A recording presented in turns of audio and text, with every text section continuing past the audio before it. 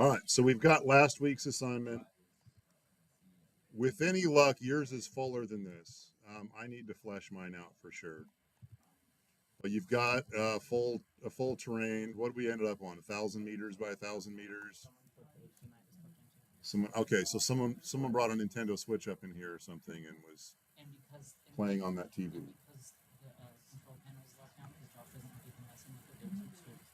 They just hot swap cables. All right, well, we fixed the TV in the room. All right, so let's go ahead, and if you've got any object will work. I'm going to go ahead and start with this, and then we can apply it to a lot of things. So the first thing we need to do is make a script. What I like to do is definitely have my own scripts folder here for my scripts, and so I prepend that with an underscore just so all my stuff moves to the front, and then you can just call it scripts or my scripts, which is great if I come in here in my folder and right click and say create C# script. Then it's where I want it to be. And by default, since I clicked off, this is called new behavior, and new behavior is the end of it here. Now, this could be a problem later. So, oh my gosh, I had to compile that. So if I double click this thing, we should open up Visual Studio or whatever you've got set up.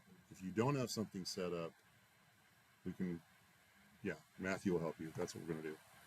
All right. So since I didn't name it, but I'm going to name this now something cool. So I'm going to call it color change script, and maybe I'll even spell change right. Let me copy that, save it, because now that I changed this name, it needs to match the name of the actual file. Click on that until it lets me do that, paste in the new name. So now it's color change script. If I didn't have those things matching, it wouldn't work. Now I've heard rumors that in newer versions of Unity and Visual Studio that'll work, but years and years of programming have forced me to not do stupid things. Yeah, it could just not work at all. Could be a thing.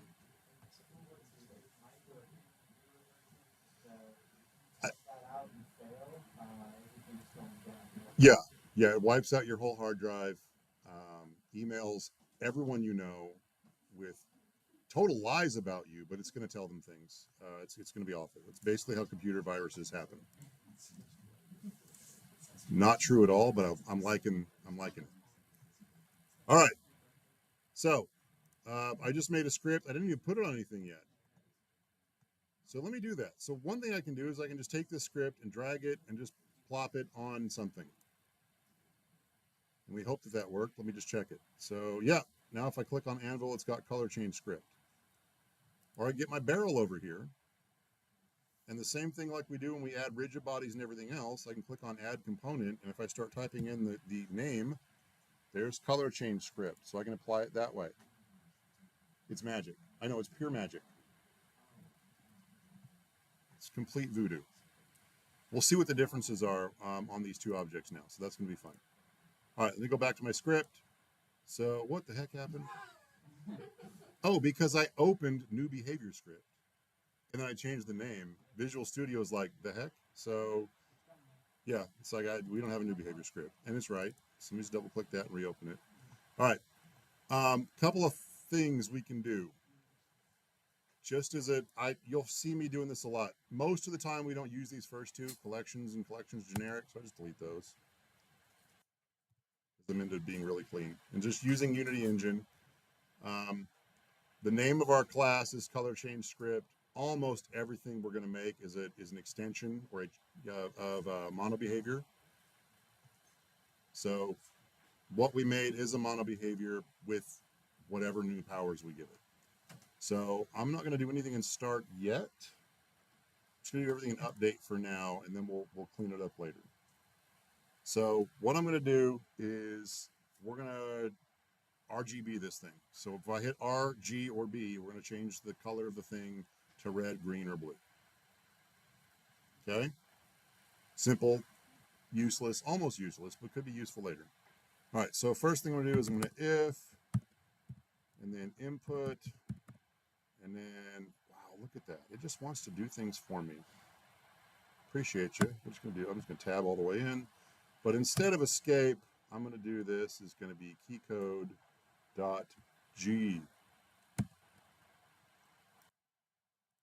So if the input manager, I'm pretty sure that's what I've got set up here.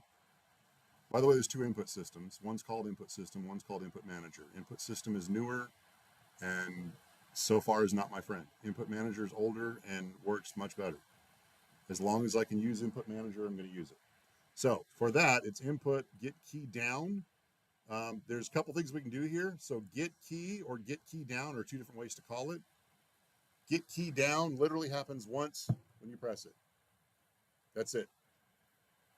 If I just had this to GetKey, took that down out, then literally every frame that I was holding down the G button, this thing would get called. So if you wanted to rapid fire changing something green, not because we've already changed it, wouldn't work. Rapid fire something, right? If this was, we can actually fire a gun with this and just get key and hold the button down every frame. Okay, so anyway, we're gonna get key down. We're just gonna do it once. We're looking for key code G, and then yeah, swap out for the highest poly asset. What the what? It's time to wake up? Okay. Good morning, Jonah. So if I press the key once, I'm going to get component of the thing that I'm on. So whatever object this guy is on is going to go and look for a component within it, but we're looking for the renderer. So I'm going to get the renderer of whatever I'm on. It's possible that there is no mesh or anything on this, and this is going to fail. But for the most part, a game object is going to have something on it to render. So I'm going to get the renderer, and then I'm going to get dot material dot color, and then I'm going to change it. And we've got cool little things here in Unity. You can see we've got a bunch of colors already set for us, shortcuts. Otherwise, we could type in like this RGBA, right? So I could put in any RGBA value with 4 full digit numbers there, or there's a shortcut for just making it green. We're going to use the shortcut. So if we push the key, we're going to change it to green. Cool. All right. Self-plagiarize. I'm going to Control C, Control V, Control V. I'm going to put it in there 3 times. Not change. Well, then we're just being dumb at this point. All right. So what did I do this for? In my mind, it should be RGB. So I'm going to change the top one. So key code R on the first one, I'm going to have it changed to red. And then the last one, I guess this is in reverse alphabetical order. I don't know. RGB is just stuck in my head, so I'm doing it that way. Then we're going to change the color to blue. Bluey doesn't work. Just blue. All right. Technically, we could do an else if, right? If it's G or if it's R or whatever, but we don't care. You can spam all 3 and just see what happens. It should just go in the order that it's in. If you hold RGB all together, who knows what's going to happen in one frame? Probably the last one. Probably blue will be the last thing that we get. All right, so I'm going to save this, Control S.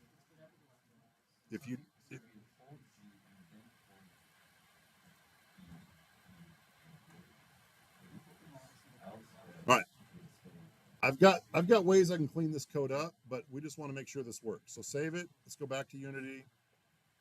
Wait for this thing to reload. Now I put it on the anvil here, which is already just a base white, and I put it on this barrel, and we'll see what happens. Oh, yeah, we should talk about that too. All right. Yeah. So I'm going to walk over here and I can see things up close. I still have things that, so if I hit R, then we're tinting R, G, B. Happens if I hit them all at the same time. B, yeah, B seems to be the, yeah. It's a double rainbow. What does it mean?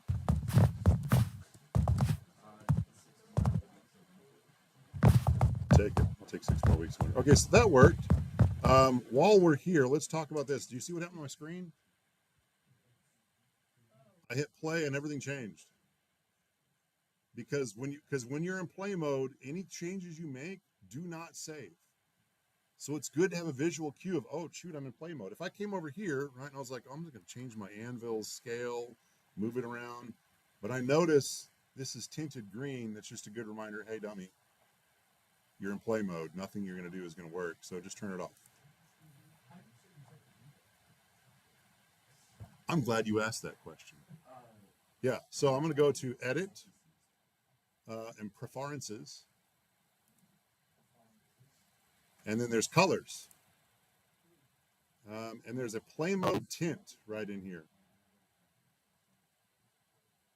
Yeah, and so I've got mine set to a light green. You can like literally, I think we can come into, oh, we can't do hex? Oh yeah, we can do hex right there. So let's do this. We're going to, yeah, you can do hex code. So let's just going to look up, yep, there it is. I should have it memorized by now. Look, you see I've been here before. So I'm going to grab the hex color for ACU purple. It's really, really dark, so this is going to be just the worst. Yeah. So paste that in there. All right. That's the official purple. And now if I hit play. Hello, darkness, my old friend. Yeah. But it should be obvious. It doesn't have to be like rip your eyeballs out obvious, but it should be obvious. Do that, please, for your own sanity, because I don't know how many times I've gone, I tried something out, cool, that worked. What am I going to do next? Oh, yeah, I'm going to redesign my whole level. Like move a bunch of stuff around and change some parameters and do all this stuff without realizing I'm still in play mode. And then everything gets wiped out when you stop play mode. So it's a feature. When you're in play mode, you shouldn't be, you should know you're not doing anything permanent. That's an opportunity for you to make changes on the fly and see how they work, but not like, you know, stuff you're going to save. Don't design your whole level in play mode because then you don't have anything. Jack, do you have a question? You trying to high five me? Okay, cool. Yeah.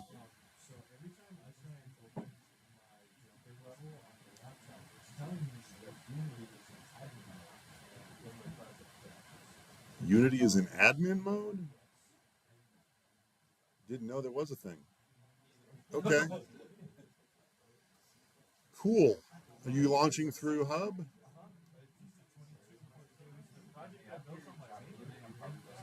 That's weird.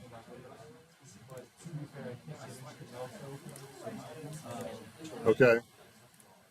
Trying to see that.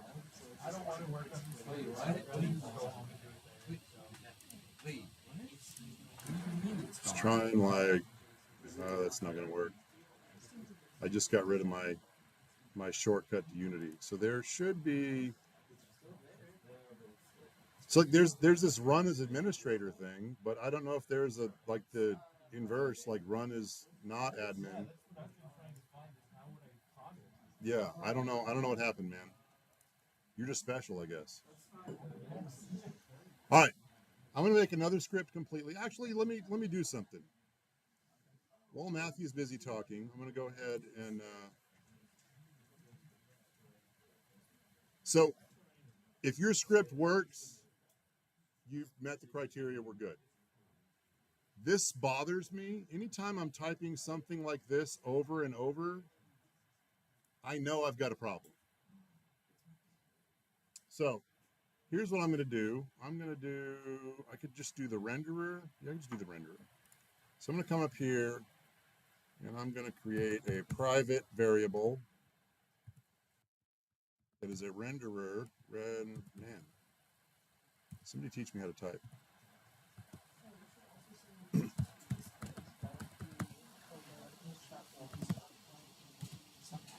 Yes, we should do that.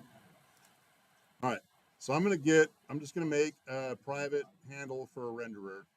I'll call it my renderer for now. And in start, I'm just going to say my renderer equals GetComponent_renderer.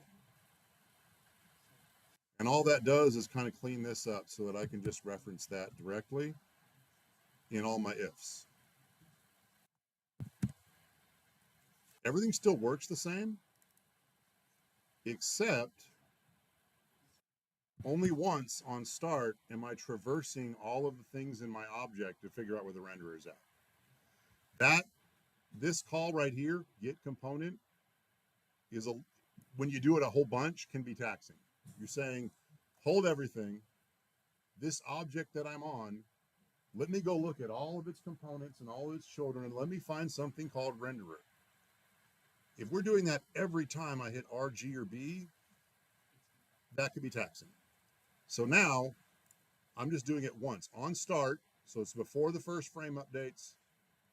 I'm saying, hey, what's the thing called my renderer? And I'm just saving that. So now I've got a private variable. And so now it's not going to take nearly as long, not that we saw a lag or anything, but I'm not taxing Unity just to say, hey, change the color of the material really quick. And so anytime you can move that get component stuff to a one and done kind of deal instead of every update, every frame, every time a key's pressed, it's just good practice.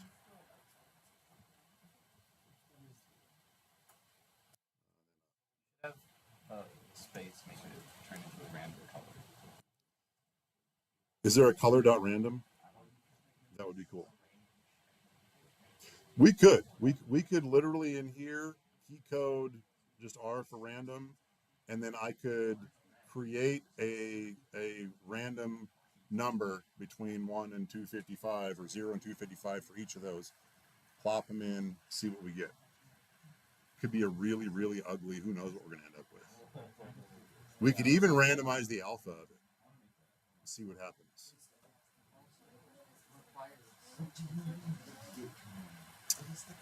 That's a good question. There should be a way.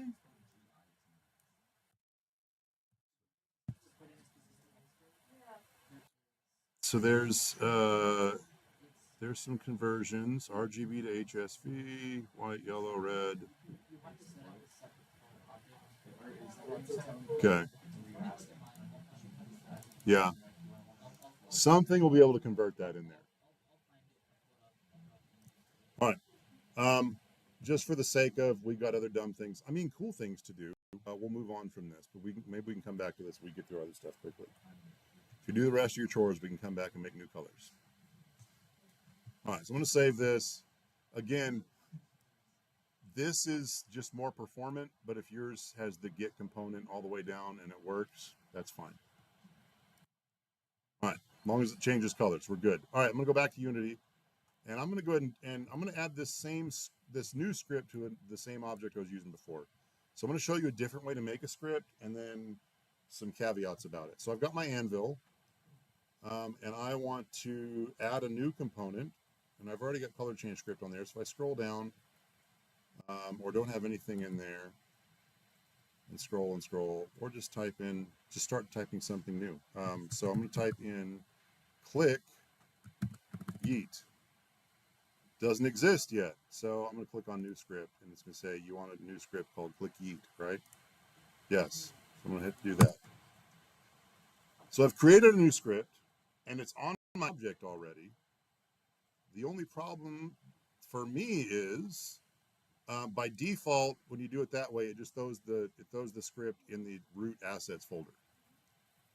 And so that bothers me as someone who likes to be organized sometimes. So I'm just going to click that, drag it over. It doesn't matter as long as click yeet is somewhere in the entire hierarchy of your assets folder, it's going to work. But I'm just organizing myself. All right. So here we go. Click yeet.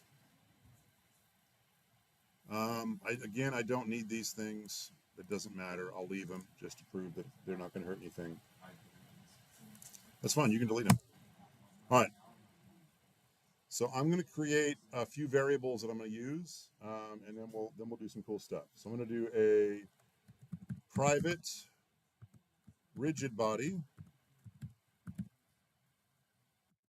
And by default, even, Unity wants to call this RB. It's a common thing that we do. Local rigid bodies, we just call RB. And then I'm going to do a private bool. So Boolean. And we're going to call this Boolean should yeet. And then by default, we'll make that false. So one thing that you're going to find in coding, Booleans, most of the time, we're going to start with a verb. Should, did, will, that kind of, is that a verb? That's a verb, right? Am I using the right word? It's been a hot minute. Yeah. Okay. So it's a yes or no thing, true or false. So we start that with those. And then I'm going to do a public. So this is something I'm going to want to change later in the inspector. So I'm making it public instead of private. Private means nothing else outside the script can touch it. Public means other scripts could change this, or I can change this in my inspector. So I'm going to do a public float, and we're going to call it click force. And by default, we'll set that to like 500.0f because it's a float. So you've got to put that on the end of it. All right. So we've got all that. In start, I'm going to do GetComponent, rigid body, not that. I don't need to set anything there. So get the component rigid body and set it to RB. Or RB equals that. We can do it that way.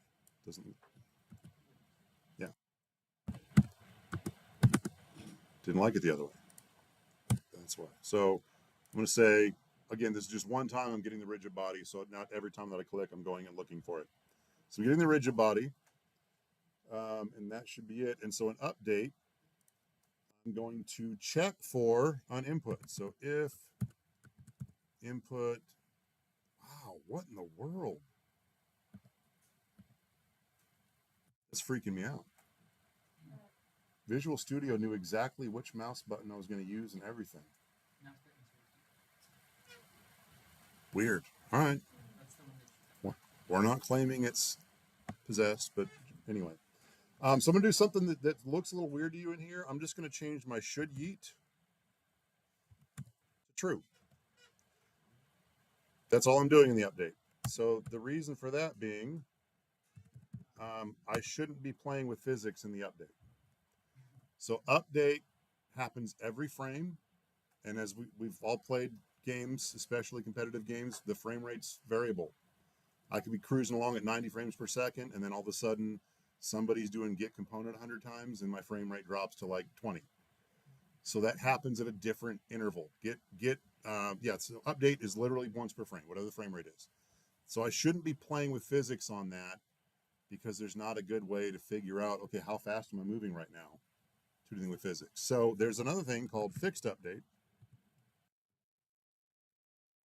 which is fixed.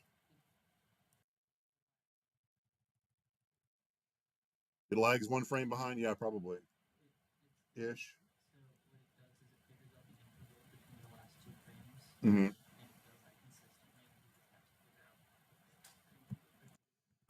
And you can change, and when we're fine-tuning games later, you can change what that interval is. I don't remember how many. It's like so many times per second, but it's on a clock. Like FixedUpdate literally happens on schedule, and so that's a safe place. So yeah, don't do inputs here, and don't do stop that. Don't do physics in the other one. So if should yeet, and we can shortcut this, and if we're just looking at a Boolean without anything there, then that means should yeet equals true, right? Or I can just spell it out. If should yeet is true. So shortcutting, if I'm checking for it's true, I'm just looking at the name of the Boolean. If I want it to be false, then I just put not there. If not should yeet. But we're looking to see that should yeet got changed to true. And so if should yeet equals true, then I'll do something. The first thing I'm going to do is I'm going to change my Boolean back. I'm going to make it false. So we're not just like, we didn't just set it to true and now every fixed update we're cramming this thing across the map. So first thing I'm going to do is I'm going to change my Boolean back so it only happens once. And then the really fun part. So RB, our rigid body we already got set up. I'm going to add force. Look at all these cool things. Add force, add torque, add explosion force. I'm going to add force. Keep it simple for now. I'm going to add force. And I need to give it a direction and also a speed or a force number. So what I'm going to do is I could just say forward, and that's going to be the local forward of whatever object it is. So the thing's pointing at me and I click my button, it could just like fire right in my face, and that could be, you know, bad. So what I'm going to do is I'm going to get the forward of my camera. So I'm going to get my camera, make sure it's the main camera, Camera.main.transform.forward. So every time we're adding force, it's always going away from us, right? Ask any Sith Lord. That's how you.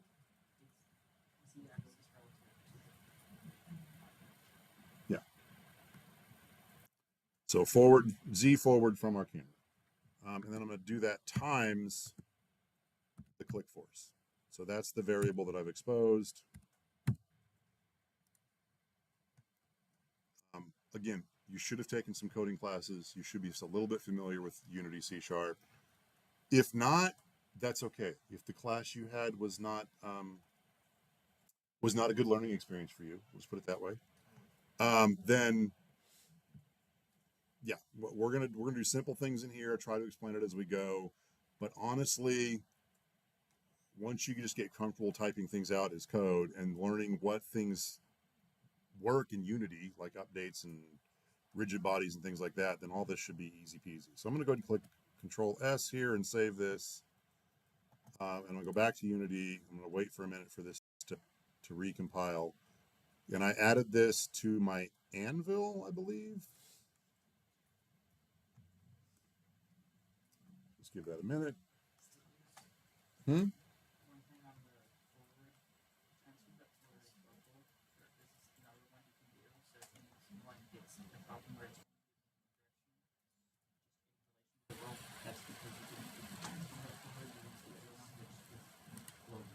Okay. All right. So I've got, guess what? This is not going to work. Check out my object here. What's the matter with this? No. You're the tutor. Shut up. This is, you know. Why won't this work?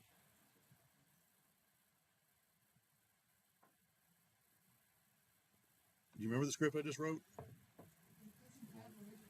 There it is. Yeah. It's going to do absolutely nothing. I don't know if it's going to break quite, but it's going to do nothing because we don't have a rigid body on this. So I'm just going to go ahead and add a rigid body. We can change the mass and stuff on that and make this even crazier, but we'll leave it as default. And then here's that thing that we exposed in the script. We said click force was public. We set its default to 500, but I could like crank this way up or way down, do dumb stuff with it. And then the other problem with this being on my anvil is now that I've got a rigid body, a mesh collider that is not convex means the anvil is going to just fall. It doesn't exist. As soon as I hit play, this anvil is going to fall through the world and just keep going until it reaches the afterlife. So it's just going to go indefinitely. So I'm going to just go ahead and click convex on here. Oof. Okay. Yeah, that's a high poly anvil. So it's taking it a minute to GIF wrap that for us. Yes, sir.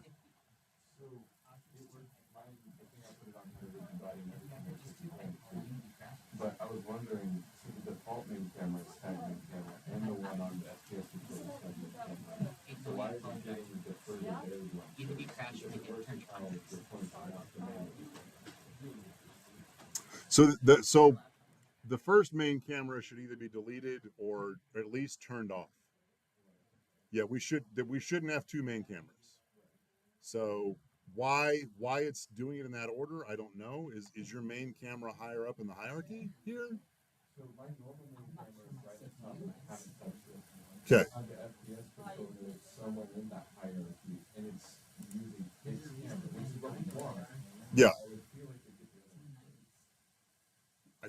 I don't know. I don't know. It should go away anyway. So I'm just gonna take my main camera and delete it. We shouldn't have two mains. Somebody's laptop is about to fly. That's fun. All right. So that took a while. So here's my shrink wrapped, gift wrapped anvil now. But because it's so high poly, it took a while to go convex. But it should work now. I didn't change the mass or anything, so this should be interesting.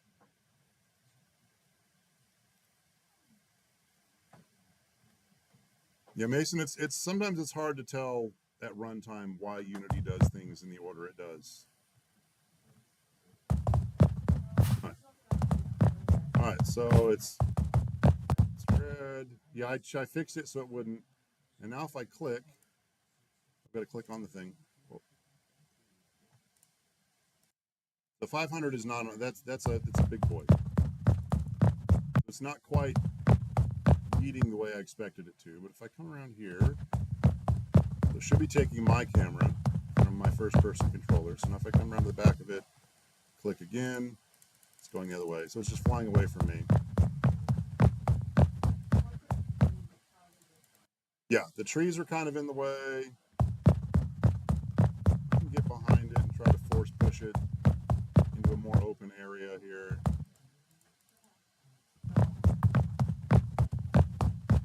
You ever just chuck a red anvil across a field?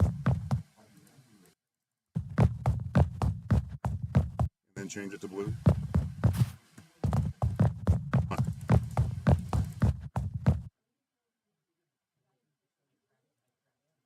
All right, I'm going to go ahead and save all this nonsense. So these are just two good starting points for scripts. Do we necessarily actually need these scripts in anything? Probably not. It would be good to change the color of something. So coming up, I'm gonna make some things that make us reset the level, and I'll just make that color change part of it, so that if it's a deep red, I know it's an explosive barrel, right? That's gonna kill me, or something. And then adding force to things is always fun. We can do that like when I walk up to it and press a button, maybe I want to force push it, or when I hit it with a bullet, or who knows what, right? So AddForce is a fun thing to do. And then these scripts are basically, I wanted to show how to get different inputs, where we should do inputs differently than physics and all that fun stuff. So we'll do something actually a little bit more useful. And let me just go look for a barrel.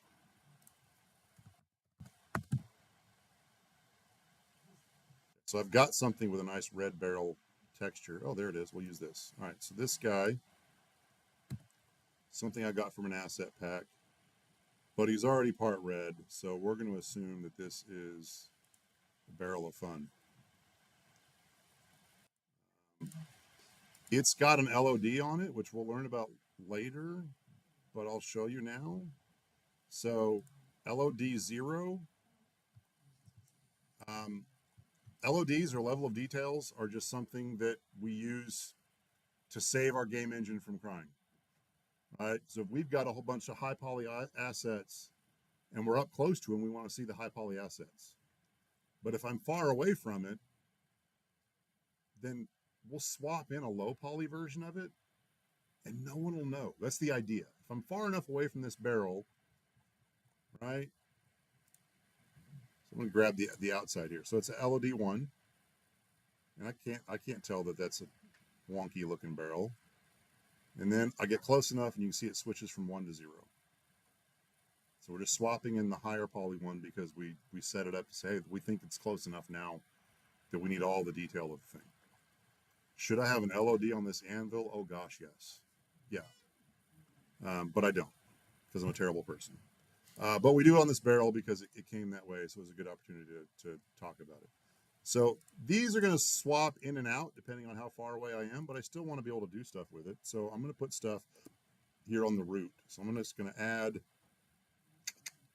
a box collider to this, just a regular old box collider, and then I'll adjust it so it's on the thing.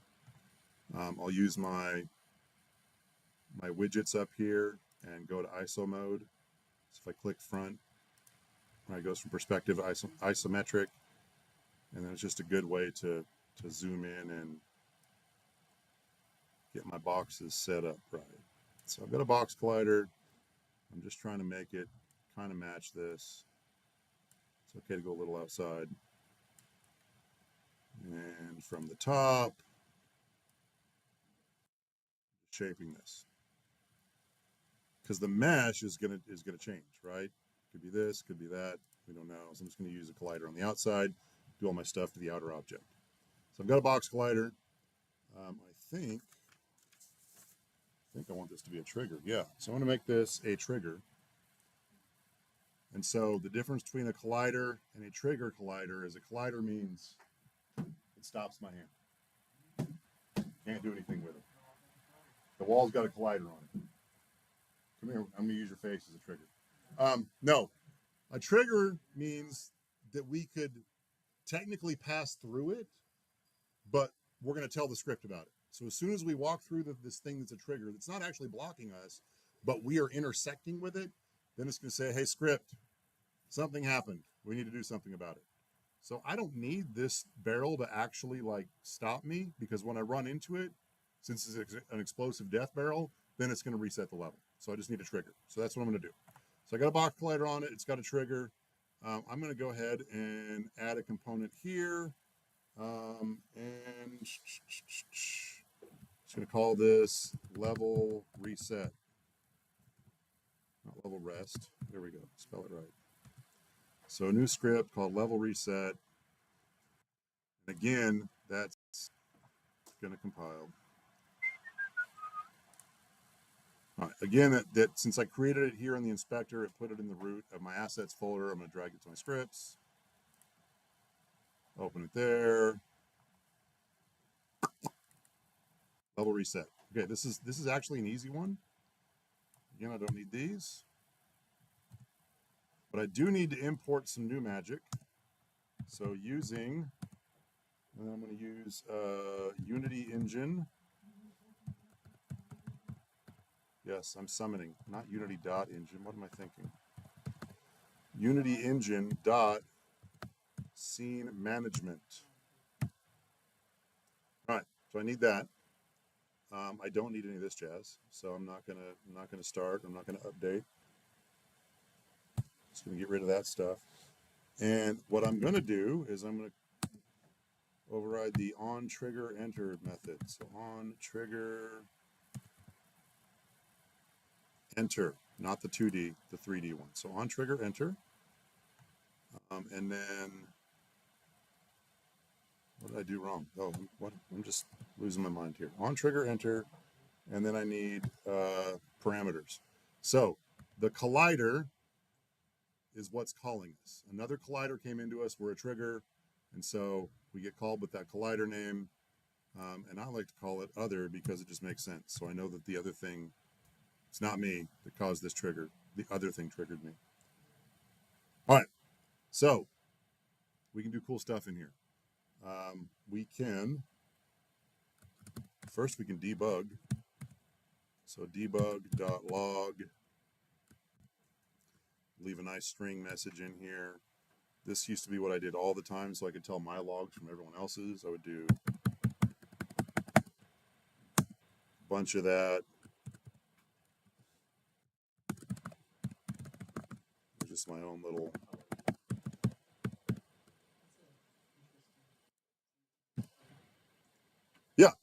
Yeah, so if you're working, especially if you're working with a large code base with a lot of other people, I would just, all of my log statements would have something like that in front of it, and then I could always pick it out. So we're just gonna say, hey, something hit us. Doesn't matter what hit us. We're gonna go ahead and log it. Okay, now we'll do something real. So if other, and not other is not null. Obviously there's an other, or we wouldn't have gotten called. So if other dot tag, and we can do this a number of ways. So this is one I see a lot, equals, and then we can do a string. So if the tag is player, that's kind of goofy. It works. One thing I like a little bit better is, I think it's, if I do it this way,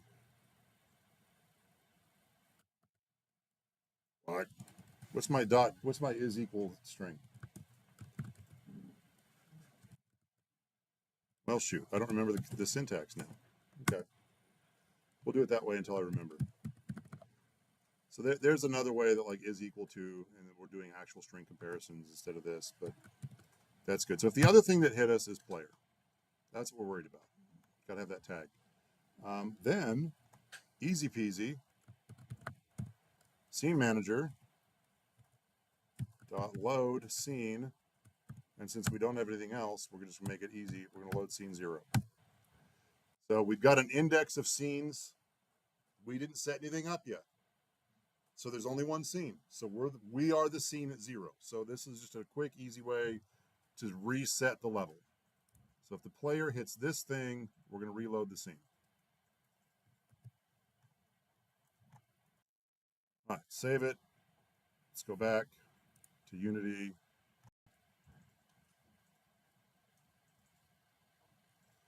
Let me just make sure this should be tagged. There we go. It's not tagged.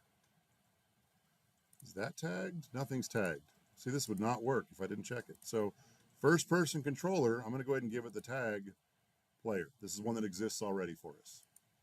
Unity already knew we were going to need this tag, so it set it up. We could make a whole lot of other tags. So we could add one here. We could have a dumb player,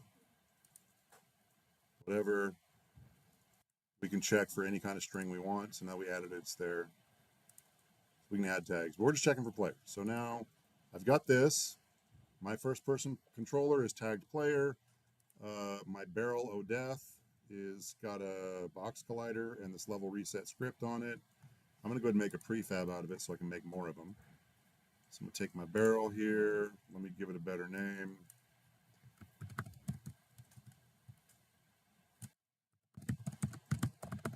Death barrel. And now I'm going to drag it down in here to my prefabs.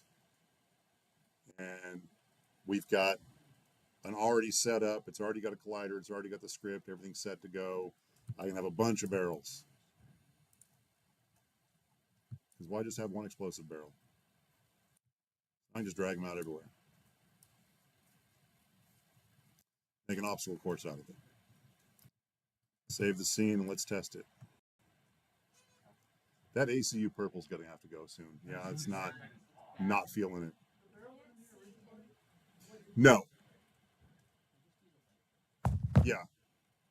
All right, so walk around.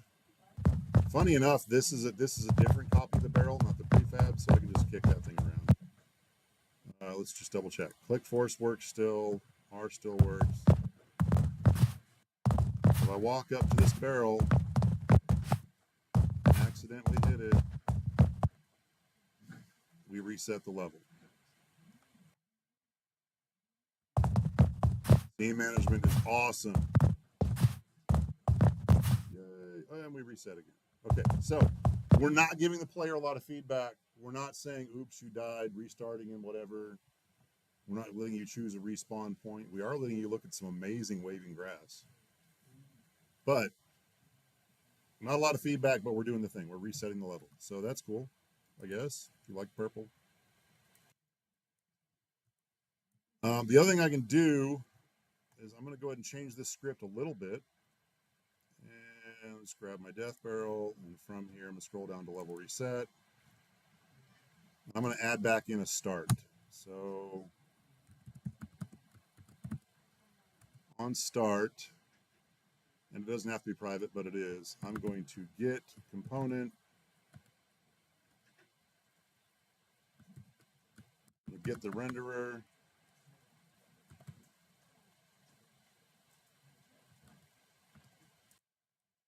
I'm going to do what we did before. So I'm just going to change the material of whatever we're on, dot color, to red. So it worked on our barrel because the barrel was already red, right? We knew that was an obvious like death thing. Who imported visual scripting? Get out of here. All right, so I'm going to save this. So now,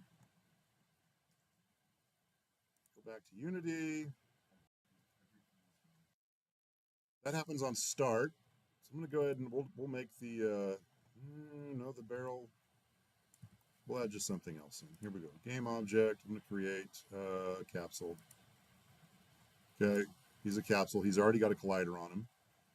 And it's a trigger. I'm just going to make it a trigger. And then I'm going to add the level reset script to it. Okay. We'll just float this out here this way, so I don't have to walk through all these flowers. All right, hit play.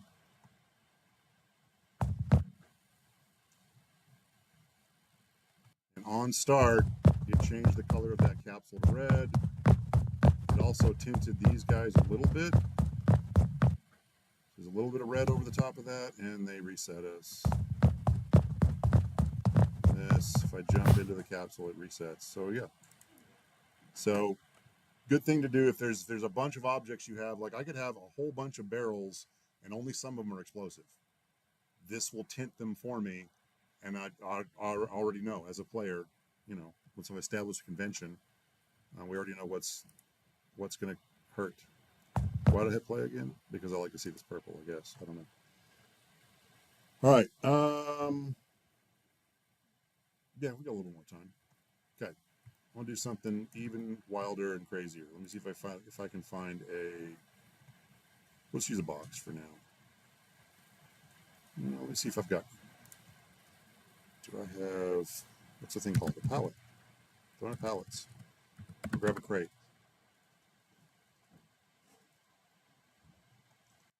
This guy. All right. So I'm going to take this crate. I'm going to make a bunch of floating platforms out of it. So I'm going to scale it down. Now it looks like a platform. Sure, why not? All right. Add a box collider to it. We want these to float. So the box collider is just going to make it physical, and I can jump up on it and use it as a platform. So I'm going to just make this. I'm going to go ahead and make a prefab out of this. And so we're going to call this static platform. Give it a good name before I make a prefab out of it. I'll drag it down here. I'm going to drag another one out. I'm going to pull this up. I'm going to make a prefab variant of this. Drag static platform. First, I'm going to name it something else. I'm going to call it danger platform. Drag this down. And I can either say it's a variant or just make it an original prefab. So I'm going to make this its own thing. So I've got a static platform, danger platform. Right now, they're the same thing. Doesn't do me any good. So I'm going to add, first off, the level reset script to this. So it's going to tint it red. So I know it's dangerous.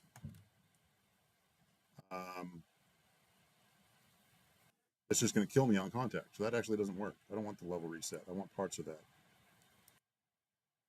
Take that off of there, and we'll add something else. So I'm going to add, first off, I'm going to add a rigid body. And so if I just do this, then the platform's going to fall to the ground.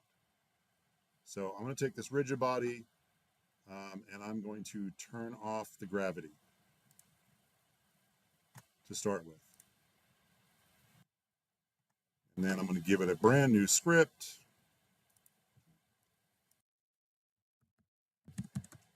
Death trap.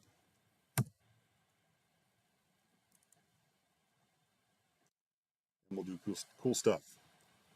Same as before, I need access to a rigid body. I'll make that private. Private rigid body RB. And then start, I'm going to RB equals GetComponent rigid body. And just in case I didn't set it up right, I'm going to tell RB use gravity to be false. So on start, we're not using gravity. The other thing I'm going to do on start is our good old standby. So I'm just going to copy it. I'm going to tint it red. There it is, death trap. So I'm going to get the rigid body, make sure the gravity's off, and I'm going to tint it red, and we're set up. We're good to go. All right. I'm going to come over here and steal from myself again. I'm going to do this. So I'm going to take this little bit of code here, the OnTriggerEnter.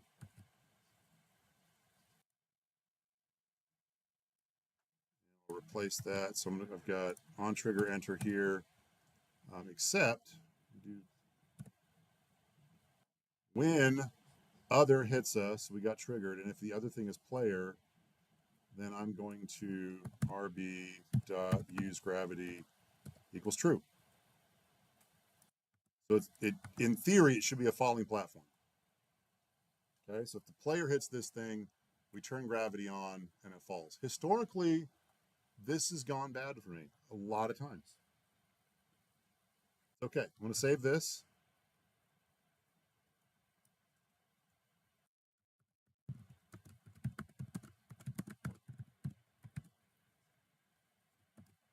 Give it a different message. Let me take that junk out. I tried to import things I didn't want. Okay, so save this script. Rigidbody, we turn the gravity off. Color it red. If our trigger gets hit by a player, we'll turn the gravity on. So here's something we're going to have to do in the setup of this. So go back to Unity, let this thing load. I like the box collider where it's at. I want it to still have some physicality. So I'm going to add a new box collider to this.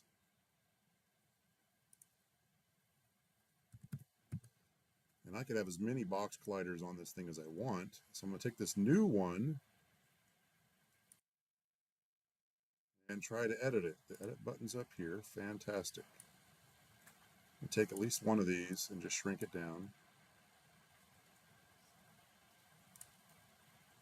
Do this. I'm going to reset this component. No, it just wrapped around it. Okay.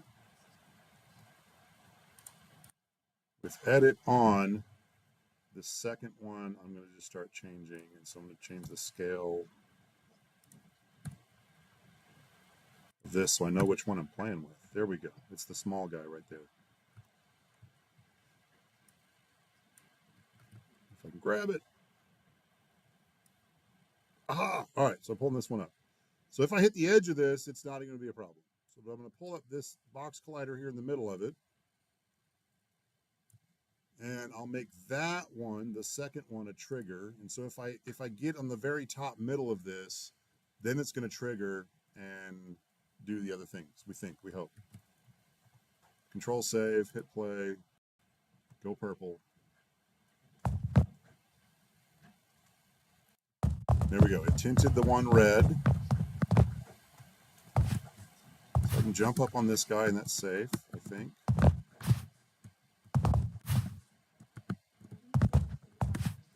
Yeah. Could be a flower. Okay, I made it up to that one.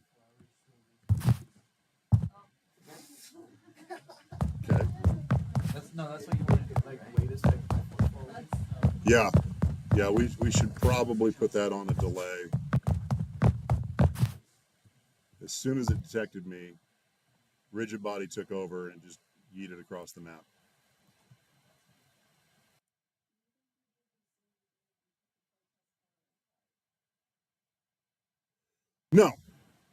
No, so let's look at that. Actually, that's a good question. So here's my static danger platform. It's got a material on it somewhere.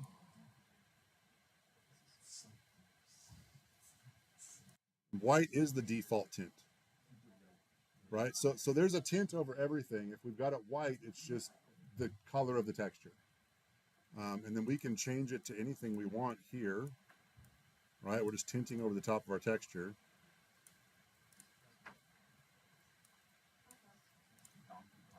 So it doesn't make it lighter. But we could do other things. We could make it more metallic in the script or just whatever. Like there's a lot of things we can access. Anything in this material thing we should have access to. All right, let's try a delay on that at least. What time is it? 10:30? We'll come back to the delay. Let me do the Flores lava part, and then we can say we did something cool. Did somebody announce? Homer sent an email? Okay. Somebody just like copy paste that into general.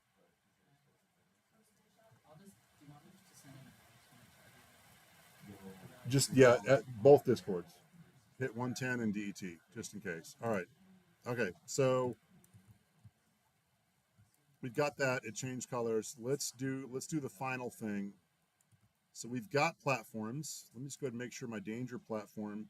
I set it as a prefab, and then I made a bunch of changes, but I didn't save that. So I'm going to go back to my danger platform, and over here where it says overrides, here's all the things that I've changed on it so far. I added a box collider, added a script, added a rigid body, all this stuff.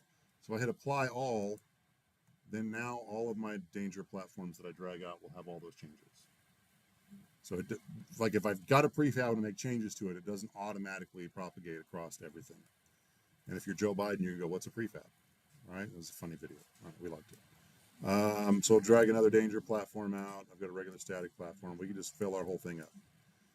So between platforms and danger platforms, and we'll tweak the danger platforms in a minute, the idea for our level is to avoid explosive barrels and capsules and to be getting ever higher because we're going to have lava coming after us.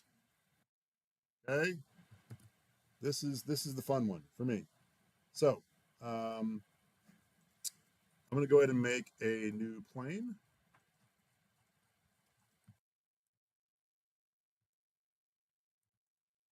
That's going to cover our entire deal. So I'm going to go ahead and let's do assets, GameObject. I'm going to make a box just because it's got more colliders on it.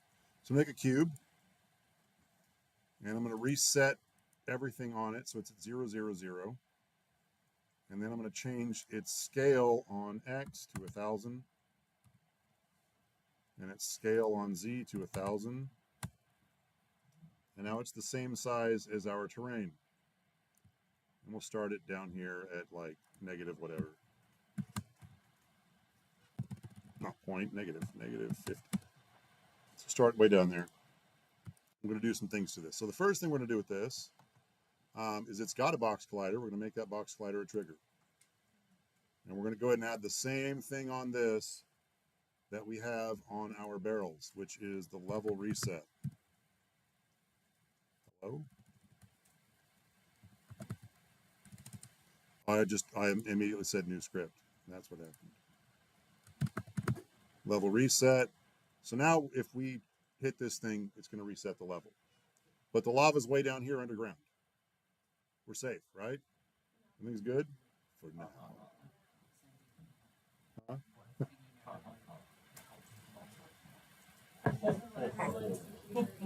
Muhaha. All right. So we've got that. It's a meter thick and 1,000 meters wide and deep. So we're good to go. I put the level reset script on it, so it's automatically going to turn red. Let's do the scripting, and then we'll go find some cool lava material to put on it. So the other thing we need to do is just we call it lava rise, or literally just move object over time. Cool. Give it a minute. It's got to compile an empty script.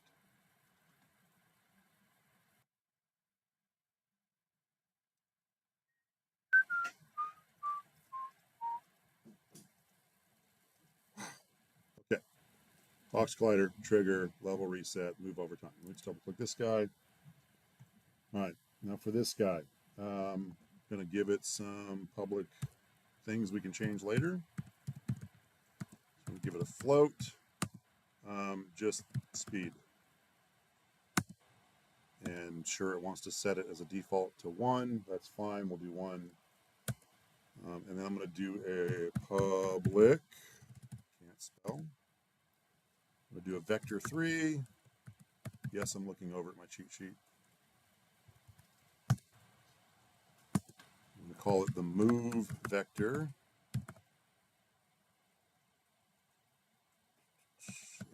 And to start off with, we'll give it a default of zeros all the way across. So X, Y, and Z is 0. We've got a speed and we've got a move vector. I don't need to do anything on start, but I could. I'm just going to get rid of that for now. And in update, simply, I'm going to move this. So transform.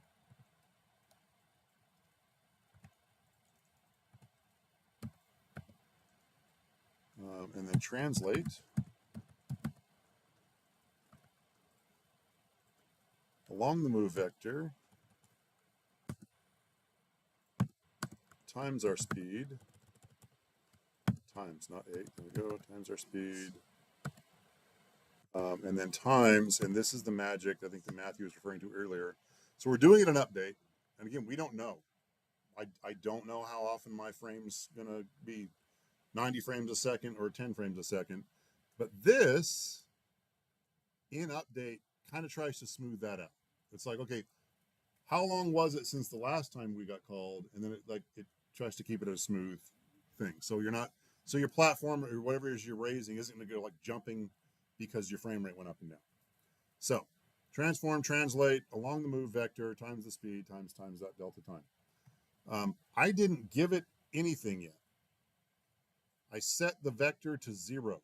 So let me just save this and we'll show you what's going to happen here in Unity. I left it as nebulous as possible to make this a reusable script. So cube 2, I'm going to go ahead and call lava. You know what? All caps. This is dangerous. All caps lava. And here's our move over time. Our speed right now is set to 1. And our move vector is at 0, 0, 0. So where's it going to go? Nowhere. But we want it to go up, and I can see, and I've got it selected, that Y is up. So let's go ahead and give it a 1 here. So I want to move it on the Y. Move vector is 0, 1, 0. We could have it 0, 1, 1, and it could like slant.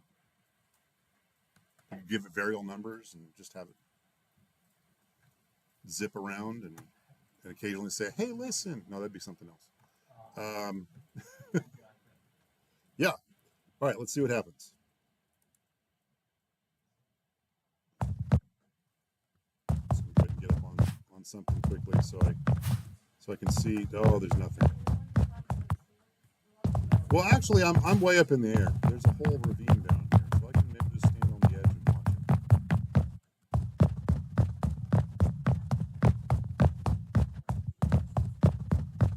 it. Is there a lot? This is a terrible ravine. What have I done to myself?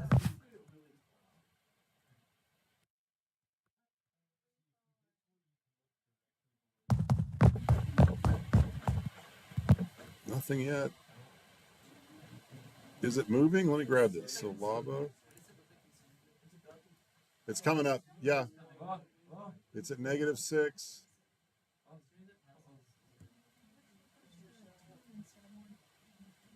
I could change the speed now. Here we go. It should be coming up. Yeah, I know. So this is, oh.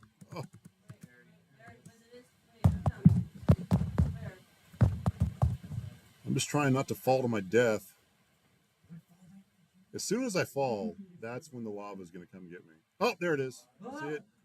See it popping through? Who designed this mountain range? This is the worst. And so it's coming up. I'm going to go for it. Yeah. So you can change the speed. And we could also change the vector to something more than 1, and it would move faster that way. I'm going in. You know what? And it resets. All right. So that lava's coming up. My world is designed to keep me out of danger for at least a little while, accidentally. I'm going to go and look at my package manager. I've got some good lava things that I've already downloaded before. So I'm just going to go to my assets. It's already there. Lava. Stylized lava texture. It exists. It's out there. It's free. Download it.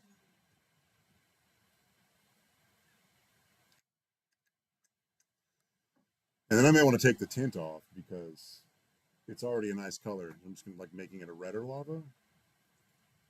It's like lava, but more dangerous. Lava with signifiers. And then import. That should not have taken that long. Who's choking up my Wi-Fi here? Okay, so I've got lava somewhere. Let me just look for it. Stylized lava material. Put it on the lava. And then that's, yeah, that needs help. So I'm going to tile it some. That may be too much. We're tiling it. Oh, we got lava. Save your level. We've only got a couple minutes left. All right, let's just double check ourselves. We did things. We were supposed to do things, and we did them. So we got our terrain, color change, we yeet, level reset. We did the trap platforms. We did the floors lava, and that's just figured as far as we were able to go, and that's it. So Thursday, try to have that much done. Thursday, we're going to come in. We're going to do more stuff with triggers. We're going to do some collectibles. We're going to add audio and a little bit of UI to say how many things we picked up. Pizzas, chickens. If someone's got a 3D model we can use for chapel credits, this can be get all the chapel credits before the lava rises, and that could be a whole thing. Never mind. So we'll keep working on this on Thursday. Check the rubric, make sure we didn't lie about anything. And make sure you go to chapel in 15 minutes in 2:01. Cool? Cool.